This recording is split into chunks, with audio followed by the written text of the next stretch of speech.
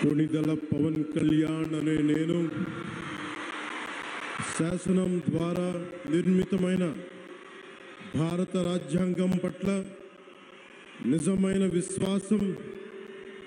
విధేయత చూపుతానని, భారతదేశ సార్వభౌమాధికారాన్ని సమగ్రతని కాపాడుతానని, ఆంధ్రప్రదేశ్ రాష్ట్ర మంత్రిగా నా కర్తవ్యాలను శ్రద్ధతో అంతఃకరణ శుద్ధితో నిర్వహిస్తానని, భయం గాని